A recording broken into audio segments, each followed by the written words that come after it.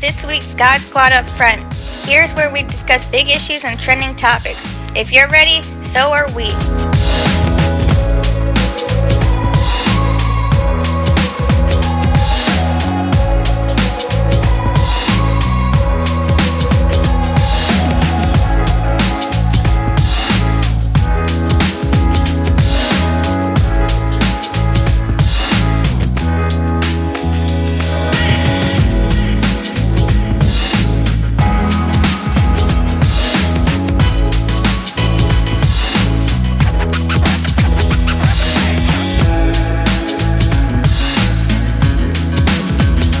Welcome to the God Squad. We are here today with Hamza Dirawi and Nadine Abdullatif, who are going to be talking about their experiences in Gaza.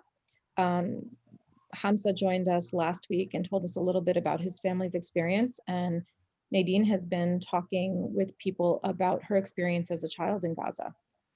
So welcome, thank you very much for joining us. We really appreciate you being here today. Welcome. It's our pleasure to be with you, inshallah. And we are ready to cooperate in delivering the message of the people of Palestine in any means, inshallah. Yes. We're thrilled that you're both here. My name is Khalila Sabra. We're very glad to have you, Nadine, especially the fact that you're a child. And I'm very happy to hear about your experience and your feelings today. Thank you so much. My name is Maureen Gummercher. I am a clinical social worker in North Carolina in the US. And I have been working with Khalila and Katie to talk more to people about their experiences. I'm accustomed to hearing people's experiences. But I found, your interview, Nadine, and the conversation that we had with Hamza compelling. Very interested in letting other people know, particularly mothers and people in the United States who really care for the plight of other human beings, to know about your experiences, so that we can do something. We can apply our power here in the U.S. to try and do what we can to help. My name is Katie Thomas, and I'm also a clinical social worker and a social worker professor in the United States here in North Carolina as well. And Nadine, I'm not sure if you're aware, but the interview that you did, the clip that you posted with CNN is viral. Everybody here has seen it. It's been going around to thousands of people. So you should feel very good about it. I'm aware. Yes, I am aware of that. Good. Because and I'm really happy about it. Good. Well, we're all, we're all very supportive of the Palestinian cause and thrilled that you're here. So, if you'd like, can you tell us a little bit about your experience and what's been happening? Well, the past 11 days, it was really hard because we have been hearing lots of explosions and today, and like yesterday, I heard the explosion and I was terrified and scared. And as we thought the aggression will stop, the aggression is still here, and we don't know when the aggression will stop, because as children here have no right to live in safety or nothing to. We have no rights at all. I'm a kid and I'm scared to live in the place I was born in. Mm-hmm. But I still want to live in the place that I was born in, because I want to show the people that we care. We care about the place. We care about our elders' place. I'm from Yasur, the village Yasur, and it's in Palestine. And I will never leave Palestine, because Palestine is my real land. It's my real home. And as I said, children here die when they were in their mother's arms, crying, sobbing for help. But we can't help them because we don't have We have no weapons to protect ourselves with. We have nothing to protect ourselves with. We do, but we don't. We don't have the power. Right. 66 children died in Gaza. 66 children, innocent children, and half of them can't even talk, died in Gaza. And I don't know what to do because, as I said, I can't do anything because I'm a child that only has this, that only has the language of English to use. So I'm using this language of English to tell the people what are as kids here in Gaza. What do we have to go through? We have to go through death. We have to go through explosions and destruction every few minutes, in every few hours, in every second, because of the occupiers. Where's our mercy? Where is our mercy? We are kids who have, we did nothing to them. How would you feel if someone comes to you and tells you they want your house? Right. How would you feel? Protective. Protective. That's what we feel. That's what we feel every second, every hour, every minute, because they're destroying our houses when we can't do anything. And how would you feel if your kids died? How? I would be grieving and I would be angry. Of course, and that's what we feel. Are the children in Gaza here, that's what they feel. The parents, that's what they feel. We feel terrified, we feel scared, we feel angry, we feel sad, we feel lots of emotions that we can't control. So what do you expect us to do? We are just kids, we are just people who are trying to live their normal lives with their rights, but we can't because of the occupiers. Do you think that it will end, or do you think that this is going to stay for a long time? It will end. Of course it will end, but it's going to stay for a long time, but it's going to end because we have the power of Allah with us, right? We have the power of Allah with us, and we believe with our rights in our hands, in our hearts, in our minds. Nadine, what do you think it will take for this to end, in your opinion? What do you think will make this stop sooner than later? I don't know what's going to, I don't know what's going to take, but I think it's going to take lots of poor children's souls and poor Palestinian souls that couldn't do anything, that didn't do anything. I think lots of houses and destruction everywhere. I think that people need to understand one thing before we continue, that when Nadine says the power of Allah, Americans should be really connected that Allah is God, that Allah is the same God that the Jews, the Christians all believe in, that we all believe in one God. The same God that created the earth, the same God that brings life and death, and the same God that creates mercy. So what she's saying is that with the help of God, that this occupation will end out of mercy and the justice that he gives human beings the choice to create on land. So we don't want anyone going away thinking that this doesn't apply to them, that it doesn't include them, because all of us as human beings have a responsibility to do God's will, and that's justice and mercy. And one of the things that we know from all faith traditions is that our faiths tell us that God is always with those who are oppressed. So, regardless if you're Christian, Muslim, or, identify as another faith, God is always with those who are oppressed. So Nadine, I think we very strongly agree with you. Excuse me to add one more point. Can I add one more point that Allah is just, and Allah subhanahu wa ta'ala, our God, has been just to everybody and has given the opportunities for everyone to have a fair life, to have justice in life. But the injustice that the people of Palestine are going through has been against the rules of Allah to bring justice against to bring justice amongst everyone. And the injustice Palestinians are living under the occupation that we are seeing it every day. And like we have heard it from Nadine's words, that what she has been through during the latest days of aggression on Gaza.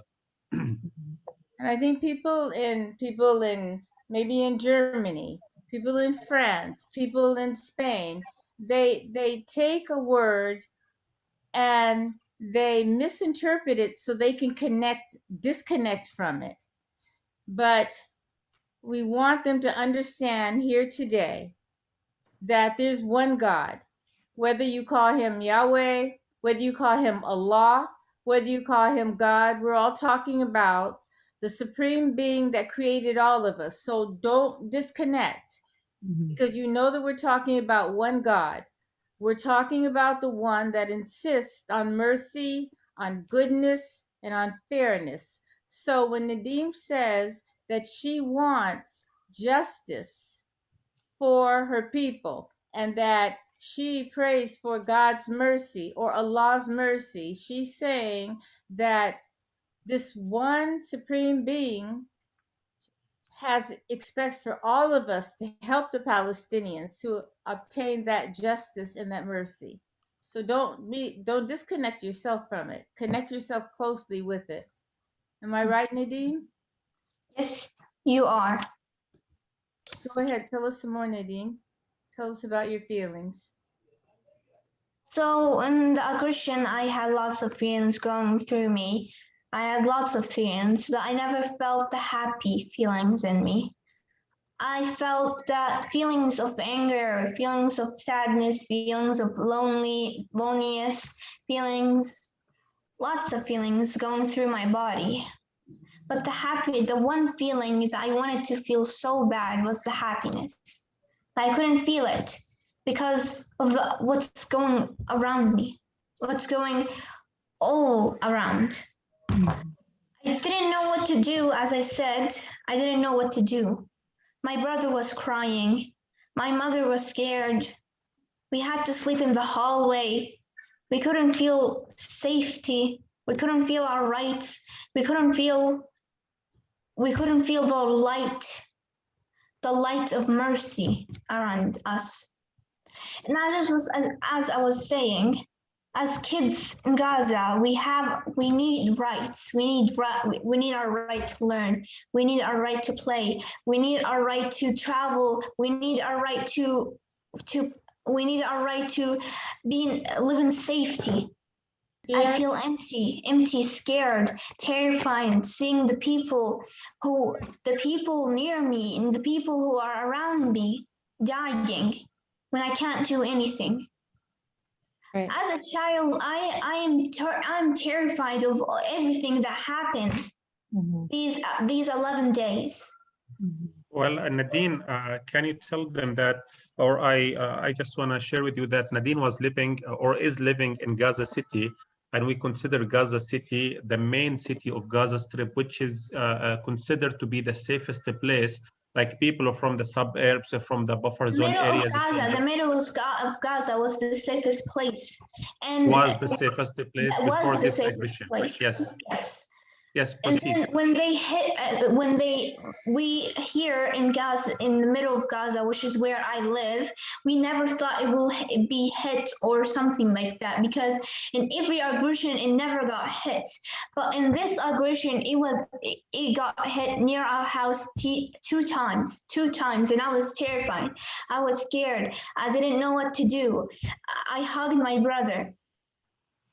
The happiness of my whole life was my little brother. I hugged him and told him that we're safe, but we're not even safe because of what's happening. How old is he? He's 6 years old and he has to go through all of this. And 5-month-old kids or younger than that have to go through this. Right. And what we know about that for our viewers, is that when children are preoccupied with their own safety, whether they're going to live or whether their siblings are going to live or their parents or their neighbors, it is very difficult to focus on the future. It's difficult to focus on playing. We don't have a future. We don't have a future anymore. Because of the occupiers, they ruined our future of studying. They ruined our future to see our dreams. They ruined it all. Now, as a kid, as I said, I want to be a doctor when I grow up. But how do you expect me to be a doctor when people have to live in my school, have to live in schools, and don't even have homes? As I say, I feel terrible for them. I feel bad for them. I feel like I should do something to help them, but So what? Nadine, I want to make sure I understood you. So the people who have lost their homes, they're living in the school buildings right now? Yes, they did. They did. They had to live in school buildings and they had to sleep in classes on the cold floor of the classes. And Can I give you numbers on this? yes, please.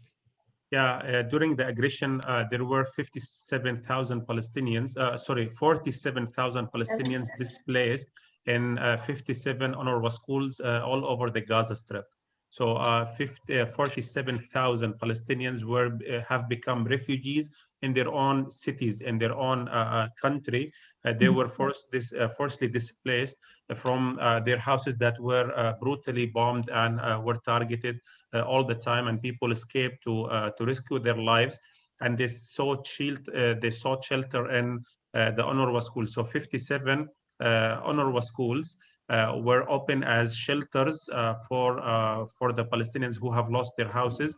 And until this moment, there are a few schools in Gaza that are still hosting some of the Palestinian families that have lost their houses, and they didn't have a shelter yet, like until they get a place to sit in or to stay in. They are still in the UNRWA schools at this moment. And so one of the problems that I'm hearing with refugee issues is that people do not qualify to be sort of formally labeled a refugee until they leave their country of origin by the UNHCR.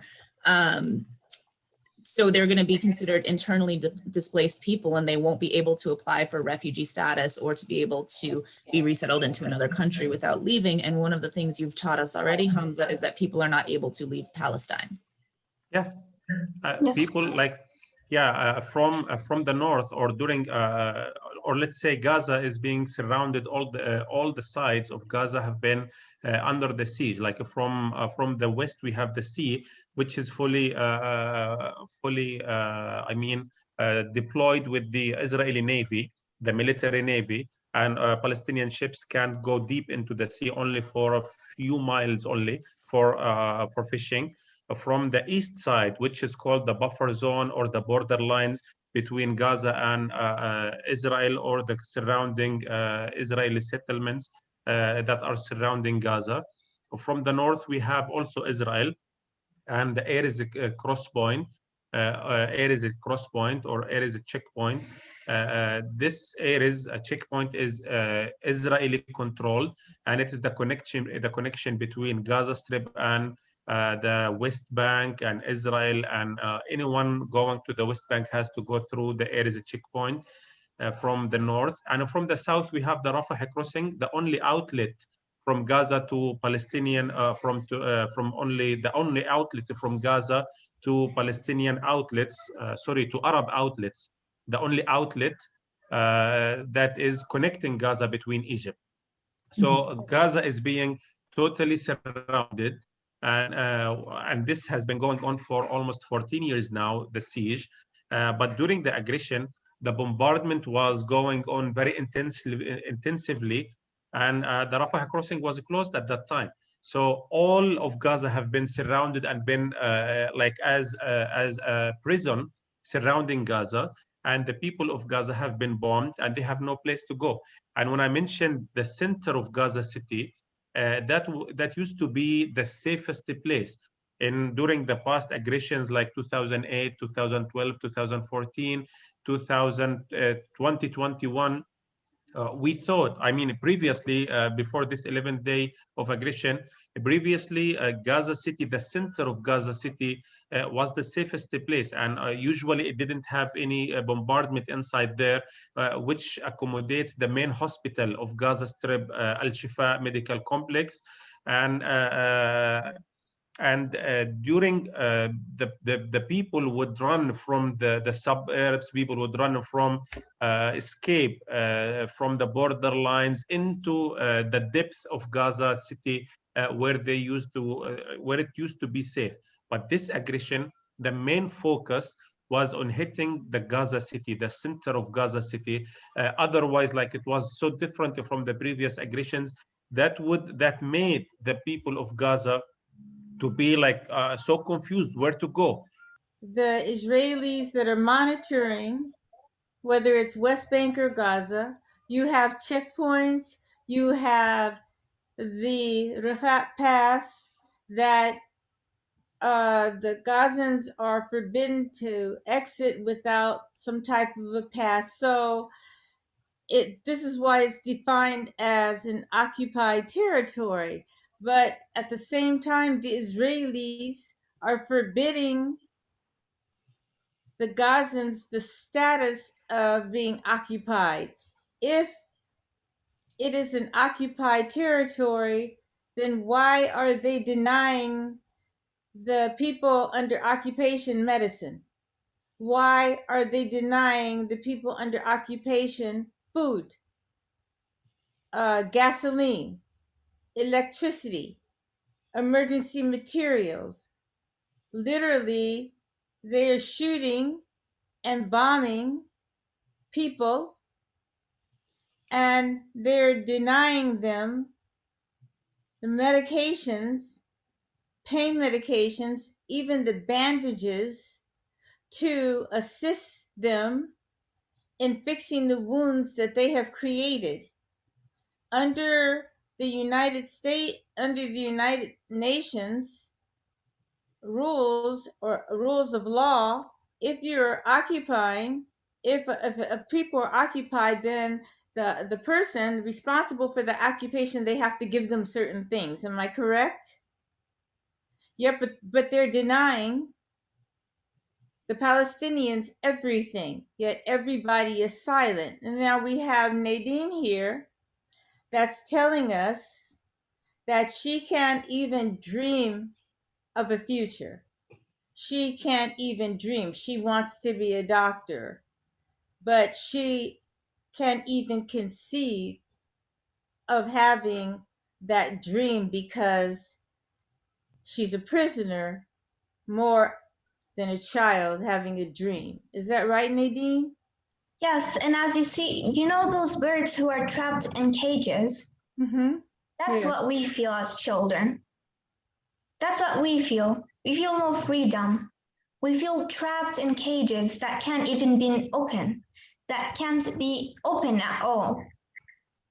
So Nadine, in the last few weeks, have you been able to go to school or be with your friends outside? Or are you just at home? No, we're not being able because we have summer break for only a month, and for only a month, and also because we don't know if the aggression is going to keep going or not, and also because I graduated 5th grade and other children graduated. Congratulations. Thank you. Well, I have to mention here that during at this time, due to the spread of the pandemic COVID-19, so the teaching is online, distance teaching. Yeah, so during the time of the aggression, like once the aggression happened, like students were supposed to have like 1 month, and they supposed to go back to school face-to-face teaching to end this second semester of this. But then the aggression happened. The aggression happened, and we couldn't even go to schools at all. Exactly. And there were 66 schools during the aggression that were affected from this aggression. They were partially bombed. And one of the schools that were mainly bombed is Al Salah School in Deir al Balah, middle area of Gaza Strip. part of the school was completely destroyed, besides 66 other schools that were affected from the bombing, and they were partially affected and partially bombed. And that was one of the reasons of ending the semester without getting the children coming back to school, doing face-to-face education. Now we have sixth grade and we don't know what's going to happen in sixth grade. Nadine, I told a couple of few children in New Jersey that you would be speaking with us today, and I have 3 questions. May I ask you their questions? They're the same age you are. Of course you can. One little girl, her name is Amina. Amina says that she wants to know, are you afraid of being taken by soldiers? Of course. But if it has to, but if I have to be strong for my families and have to be strong for Gaza and Palestine, I'll stand up and I will not let them take me. They will not take me because I'm strong and I know that I'm strong and I can keep them away from me and I can make them stop because I know that we can fight. Kids like me can fight with their words. And as I say, words are stronger than weapons because weapons end lives well. Words stay in minds. The second question is, have you ever lost someone that you love during the occupation? No, thank God, I have not. But I have seen how other people have lost their children, have lost their loved ones, and how they feel. And I feel in my heart, and I feel it, and I want to feel it because I want to tell them that I'm here, and I feel what they feel, and I want to show them that I care, and I want to show them that I know how they feel, and they should stay strong because they are strong.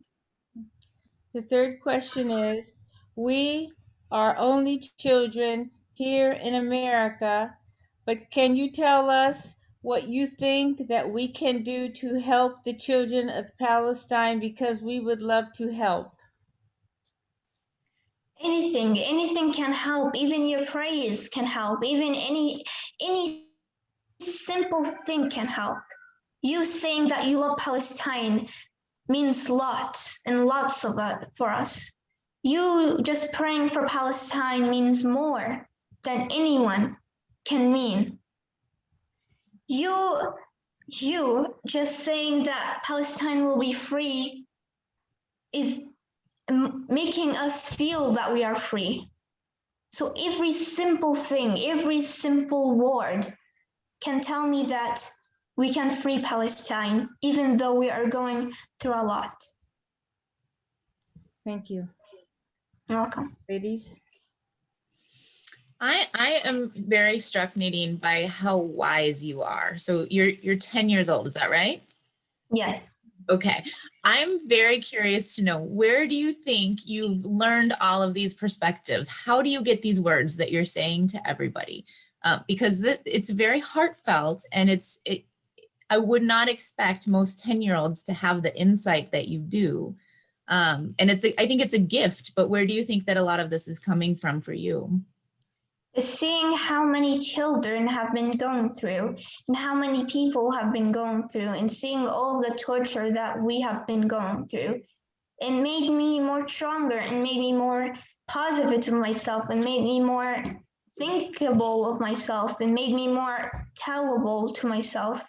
It made me more think how I can do stuff. It made me open my mind. How can I tell stuff? It made me tell how other people can be and how can I feel.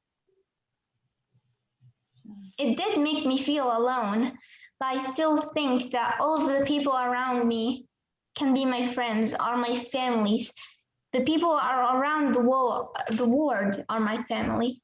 We're not from the same blood, that's right, but we are from the same heart. That's right. And Nadine, you have to know that in the real sense, we all are from the same blood. We're all the children of Adam. And Yes, we we all are. we all are the children of justice, and we will we will struggle to achieve what's right, and we think that everyone deserves the right to live in peace, and your struggle is our struggle. And I'd like to know, how do your parents feel about you speaking out on behalf of Palestine? I imagine it's very difficult for them, so how do they feel? They are so proud of me. Every part of my, everyone in my family, in my neighborhood are so proud of me. And they were proud of me when I started talking in English. They were surprised I even talk in English like this, because when I was a kid, I talked in perfect Arabic that no child could talk.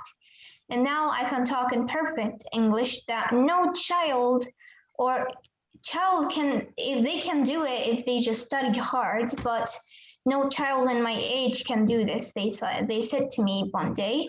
But I tell them that they can, if they study hard and if they think, if they can. Of course, as a child, I know that if my language here is something that is not that great or is not that surprising, because I feel like every child in my age can do it if they thought how to do it and if they study hard how to do it. You are certainly proof of that. Actually, I was so happy to see Nadine during the days of the aggression. Like every time, we were updating about what's happening in Gaza, and suddenly I see this video going viral that 11-year-old child is speaking. So like I was saying, oh really? That's a gift like for us in Gaza. And actually, this was my first time to meet her. So lucky you that we and you are meeting her for the first time.